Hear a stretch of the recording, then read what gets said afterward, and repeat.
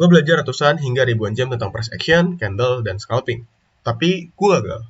Gue juga mau belajar scalping karena ngeliat video YouTube dan sosial media lainnya di mana mereka bisa menghasilkan uang yang gue dapetin seminggu hanya dalam 10-30 menit trading.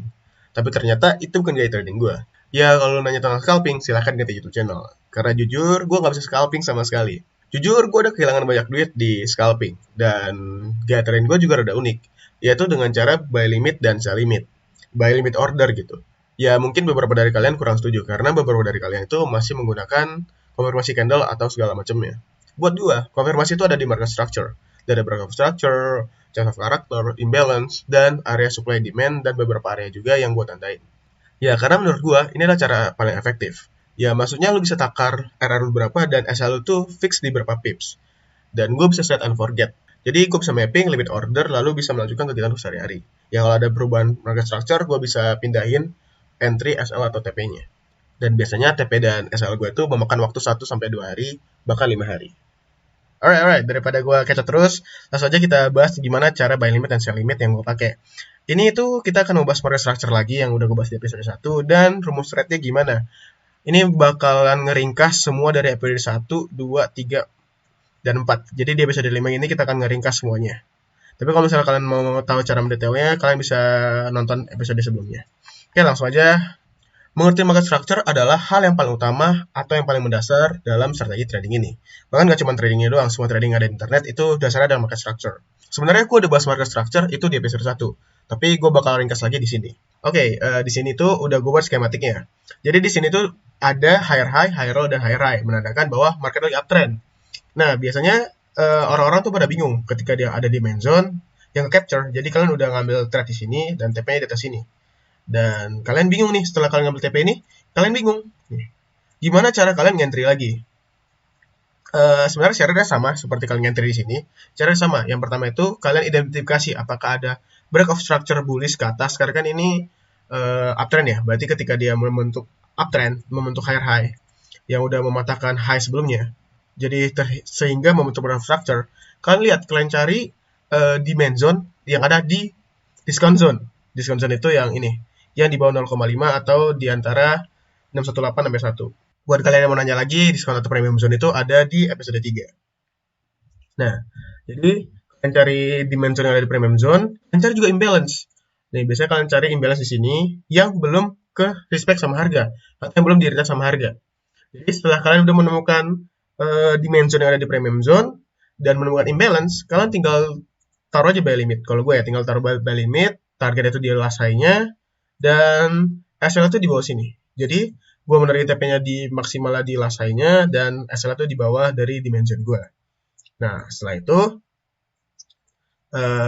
market untuk higher high lagi nih. Higher high lagi, yang untuk break of structure. Dan ternyata kalian ngambil trade.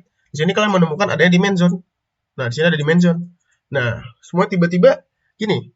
Tiba-tiba semuanya udah ada nih. Udah ada demand zone, udah imbalance, udah terbentuk higher high. Kan tiga ini udah terpenuhi kan. Nah, ternyata pas kalian ngambil ke atas gini, dia kena SL. Ini biasa, ini dinamakan dengan market shift atau yang awalnya dari uptrend jadi downtrend. Makanya gue biasanya terkena SL di sini juga sih. Nah, setelah itu muncullah change of character. Apa itu change of character? Sebenarnya sama aja kayak break of structure. Bedanya itu change of character tuh yang awalnya dia uptrend. Jadi break of structure tuh uptrend ke atas. Nah, dia boss tapi ke bawah, break of structure tapi ke bawah. Jadi dia mematahkan lower low sebelumnya. Jadi ini dinamakan dengan change of character. Gimana cara trade-nya? Ketika udah market shift ya gampangnya sama aja seperti di awalnya. Kalian cari adanya supply zone yang diantara 6181, tinggal kalian sell limit. Nah, tapi biasa kalau misalnya change of character, gue bisa naruh SL lebih gede lagi di atas ini, dan TP-nya itu di last low-nya. Gini. Nah, misalnya udah TP nih. Oke, kalian tinggal buat supply zone yang baru setelah dia boss kan tadi. Setelah dia boss, ini kan bullish boss, ini bearish boss.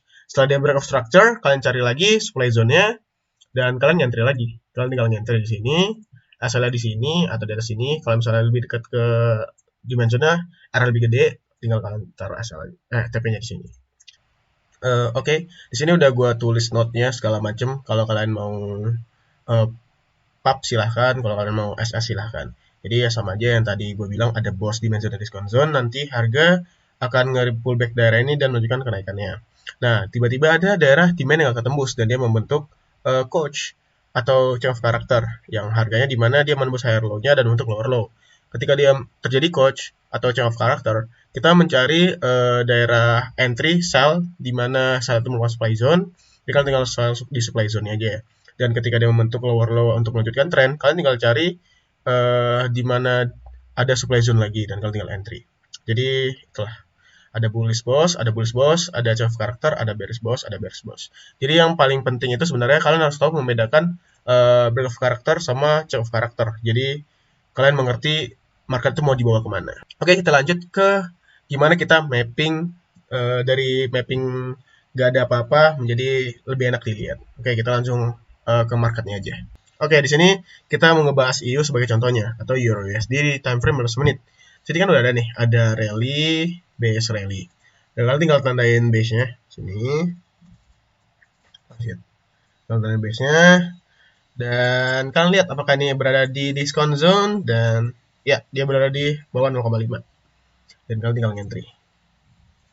Asal di sini, TP-nya di atas sini. Dan dia 1/2. Nah, kalau misalnya dia di bawah 1/2, jangan diambil trade-nya karena itu akan merusak MM kalian. Bam, dan bam. Nah, di sini telah terjadi yang namanya gap di market. Nah, di sini udah di retest, di sini udah TP, di sini udah di retest. Oke, dan di sini namanya terjadi gap di market di sini.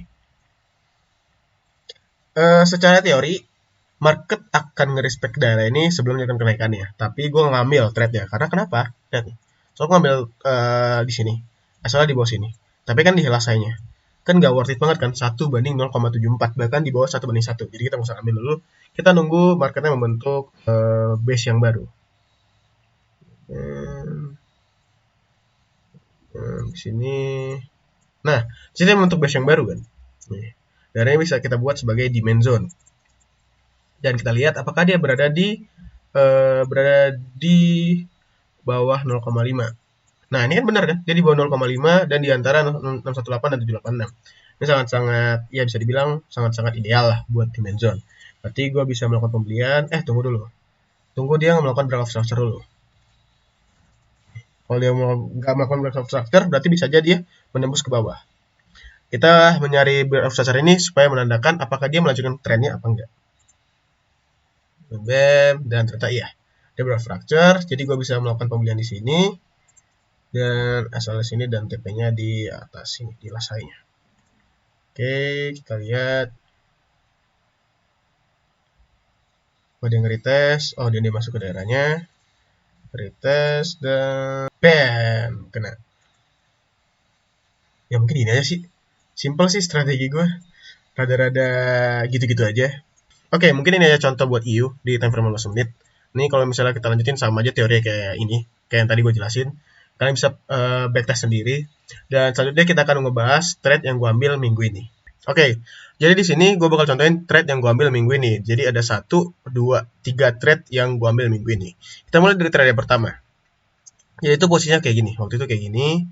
Dan gue lihat dia lagi downtrend, tapi dia downtrend itu menuju ke demand zone pasti. Jadi gue lihat nih ada demand zone yang belum gue ambil. Gue langsung naruh harga di sini. Naruh harga di demand zone ini. Terus SLA di sini dan TP di atas sini. Ini kan udah gue terangin lah di video sebelumnya. Nah setelah itu gue tinggal nunggu. Oh ya, TP-nya. TP-nya itu di daerah fair value gap. Di sini ada fair value gap. Sini ada fair value gap. Sini ada fair value gap yang belum ambil semua. Jadi gue TP-nya tuh niatnya mau di sini, tapi gue taruh di sini aja. Di fair value gap-nya. Terus ya udah tinggal gue lihat trade-nya. Bam bam bam bam bam bam bam bam. Dan di sini gue langsung ngambil trade. Kan sini ada fair value gap dan di sini ada supply zone. Ternyata supply zone-nya nggak kuat dan langsung menembus BM. Nah di sini tuh ada yang dinamakan dengan supply and demand zone flip. Tapi ini berani gue ambil karena ada fundamental yang kuat. Kan ada news nih. Di sini tuh ada news. Di sini tuh ada news kalau job openings. Dan di sini tuh gue dan teman gue udah tahu nih kalau misalnya XAU bakal naik. Jadi di sini ada juga supply and demand zone yang flips. Yang di saat ya kan gue bilang support and demand itu bisa jadi support atau resistance-nya institusi. Jadi ini ketika support bisa jadi resistance, resistance jadi support. Ya simpel kayak gitu. Jadi gue ambil trade-nya, gue ambil entry di sini, SLS dan TP di sini. Dan kita lihat aja. Dan gue nargetinnya last high-nya sih, last high-nya. Oke, kita lihat dan tau nggak, waktu di sini gue udah pasrah sih. Kalau di sini sebenarnya gue ya udahlah, kalau kena SL, kalau kena TP nih. Kan dia udah memecahkan.